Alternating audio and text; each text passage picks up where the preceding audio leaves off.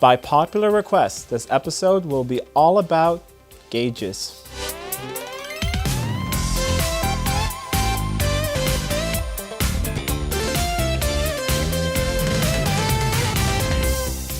Welcome back to Living with a Classic. And if you're new to my channel, hope that you stick around and consider subscribing.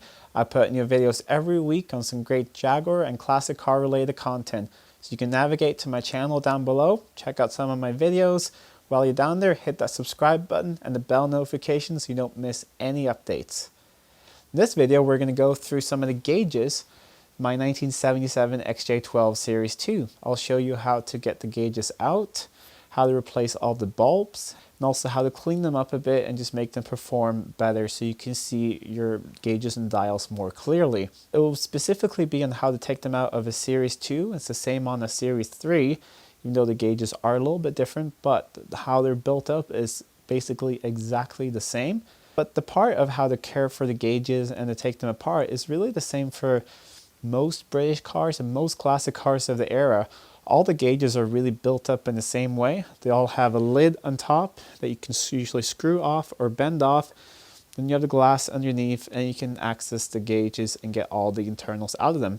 So at closer to the middle and the end of this video where I go through how to take the gauges apart, that is really applicable to any classic car with these type of round gauges. So that's your Triumphs, your MGs, anything else really that had Smiths and Viola gauges. They all work in the same way in how you take them apart. So even if you don't have a Jaguar specifically, or a Series 2 or Series 3, I think this video is still relevant on how to clean up these gauges and make them perform really well. A lot of people choose to update the lights to LEDs, and honestly I'm not really a big fan of that. I think that the original bulbs work really well. If you replace them, make sure that they're brand new bulbs, make sure that they're the correct rating, make sure that they're getting their full 12 volts, because usually you have a little retrostat where you can set the dimness of the dials, and if that's all corroded up and gummed up and your lights are only getting maybe 10 or 11 volts, definitely they're not going to be bright enough. The one thing that will also make your dials not look very nice and be hard to read them is if they're dirty, and I'm willing to bet that any dial that hasn't been apart since they've been manufactured, some of these are 40, 50 years old, they're going to be dirty inside. Might be a little hard to tell on camera, but here's a spare fuel gauge I have. And if you can see, I don't know if you can tell there, but there's some dirt on there, and the outside of this glass is really clean. The dirt is on the inside. So later in this video, I'll show you how to take these apart, clean them up, and make them look really nice again. So now let's head over to my XJ12. I'll show you how to take some of the dials out. Then we'll take them over to the workbench, take them apart, and have a look at them. So here's the dashboard of my 1977 XJ12 Series 2. The procedure for removing the gauges is the same on all Series 2s and all of the Series 3s. So you have your two main big gauges here, tachometer, and you have your speedometer, oil pressure, volts, fuel, and temperature. In the middle you have your warning lights. This just pulls off. And behind that you have the warning lights. It's held in place with 4 screws, which I've already removed. So you can simply pull that out a bit. I recommend removing this one just so you can get some extra wiggle room. So remove it like so. The next step is to remove one of the big gauges. I like to start with the tachometer because on a Series 2 car, you have a cable to the speedometer, which means it's a little more difficult to get out. You need more space. This one's just hooked up with a few cables. It's pretty simple. It's a bayonet fitting, so you push down on it, push it in, and at the same time, you twist it to the left. And then you can just carefully pull it straight out, a little bit to the side, and you'll see the cables on the back. Top one is for the light, then you have the tach signal, and the bottom there is for the indicators. So that pulls out. This one you can snap out, and these two are just normal connections. Alright, so now the tach is out. Here is that banjo fitting. We'll have a closer look at that on the bench later. Now you have access to either get the speedometer out, because you need to reach behind to disconnect the speedometer cable if you have one. If it's a Series 3, you won't have one. And you can get these small gauges out. We're going to get the fuel gauge out now. This might be a little hard to see on camera, but on the back there's a thumb screw on a bracket. If you undo that thumb screw, you can then simply pull the gauge out and disconnect it all. So I'm going to undo that thumb screw now, and then we'll pull the gauge out. Here is that thumb screw and the bracket that holds the gauge in place. Now it's loose. You can simply carefully pull it out of the dash. Notice where the cables are connected and disconnect them.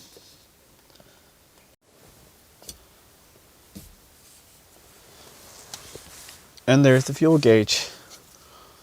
So now let's take these two gauges over to the workbench and have a closer look at them. Here we have the two gauges I just took out of the car. The fuel gauge here, this is what the bracket looks like on the back. So it sits over the back like so, and it pushes onto the back of the dash. This is that little screw I was undoing off camera. You simply undo that.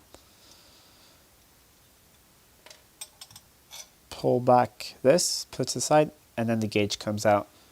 There's also just a little O-ring that goes on the back here, which could stick a little bit sometimes to make it feel like the gauge is just stuck in there, but there's nothing holding the gauge back besides this. So if it feels stuck, give it a little shove on the back and it will come out. In the larger gauge, you have this bayonet fitting here. So remember that we pushed it in and turned it to the left. So when you push it in, you're pushing in the spring here, and you're turning it so that you can access these holes for the dash and get it out. So now I'm going to show you how to take these apart. We're going to clean up the inside and clean up the glass, make them look really nice. We're going to start with the larger gauge, and I'm going to show you how you take these apart. Start by removing this metal ring here. Just use a small screwdriver. Just bend it past the little fittings here. Come straight off. Then you can see you have these metal tabs back here. Those are locking tabs that holds this decorative ring on. So on this one you can twist it a little bit like so, and it fits right through there, and it comes right off. So there's that ring. Here is the glass, which you need to be very careful to get out. But if you were to damage this glass, it's just a standard piece of glass that you can get cut somewhere, so that would not be the end of the world. And there's the fascia of the dial. There's a little bit of a rubber sealing ring. And then there's this little ring there as well. So now you have the gauge apart. I'm not going to take the back of this gauge apart. However, if you would like to, I could have a future video where I take a gauge completely apart, check everything in the back, restore everything like this and paint up and make it look brand new. So it'd be a complete restoration of a gauge. That won't be in this video, but if you want to see that in a future video, please let me know in the comments down below, and I'll be happy to make a video of a complete restoration of one of these gauges. Now that I have the glass out, you can really see how dirty it is. Not sure how well this is showing up on camera, but it's really dirty. It's all full of dust specks and little smudges. The smudges here are from when I took it out, but this was the inside of glass. You can see these are from the inside of glass, and they were there before. So we're going to clean those up, but put this to the side, and we're going to take apart the small gauge first, and then we'll clean both of the glasses at the same time. Here's that small gauge. It's basically just a smaller version of the big one. It works in the same way. It slides off as well, and you can turn it like this. I've already taken a little screwdriver in here and carefully bent up these little tabs here. See, like so, because usually they get stuck. You can't turn these at all. So something you have to help them out a little bit. You have to be very careful because this is really thin. I took a small screwdriver here and I just bent it up a little bit along all those tabs. And now I can take it apart. So here's that fuel gauge. The fuel part you can take off, or the little label part here. That goes to the side. So this is what the gauge looks like on the inside. That little cover goes on. that way. Here is that little ring and that glass. And you can see how dirty this one is as well.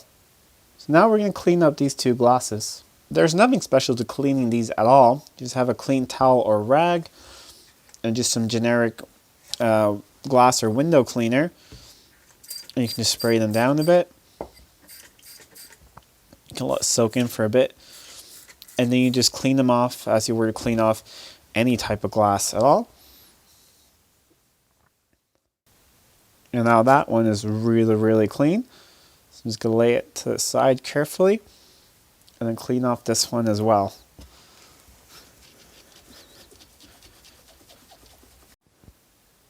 And now this one is spotless as well.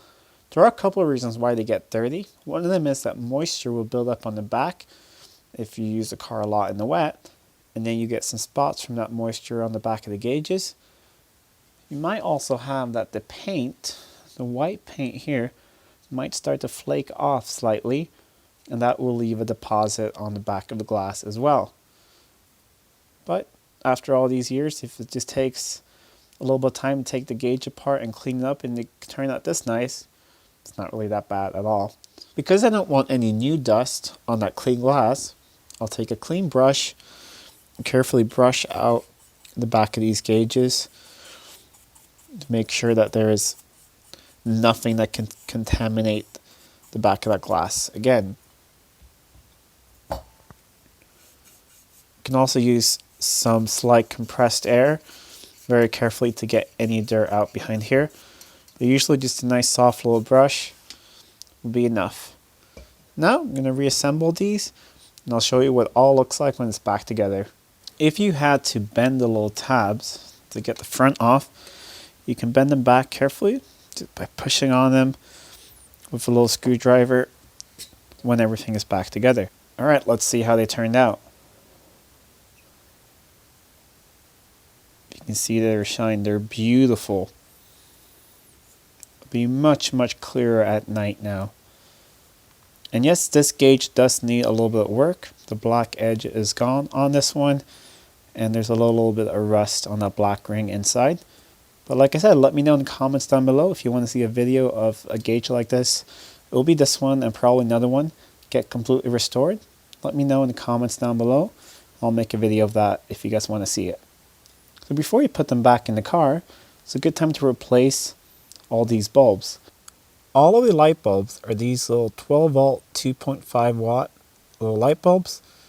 They screw into these fittings and they also screw into those fittings. So they're very simple to replace.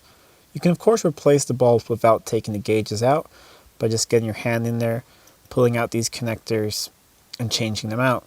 However, if you're going to change out all the bulbs and take that time, you might as well take all the gauges out like I'm going to do, clean them up, put them back in, and then they'll look really nice.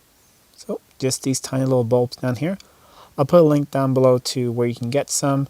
They don't cost very much at all, so just order up a set and replace all of them in your dash. And that's it. That's how you change the light bulbs, how you take the gauges out of the car, and how you take them apart, clean the glass, and put them back together again.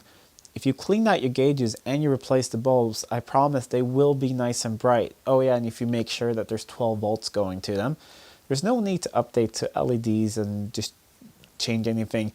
Put in the right bulbs they're supposed to be in there, make sure they're new, make sure you have good connections and that everything is nice and clean, and you have really nice clear gauges and there won't be any problem driving at night.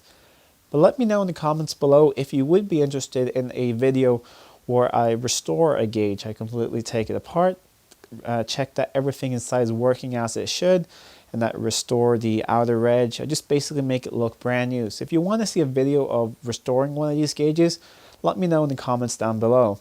But until next time, I'm Adam, and this was Living with a Classic. I'll see you soon.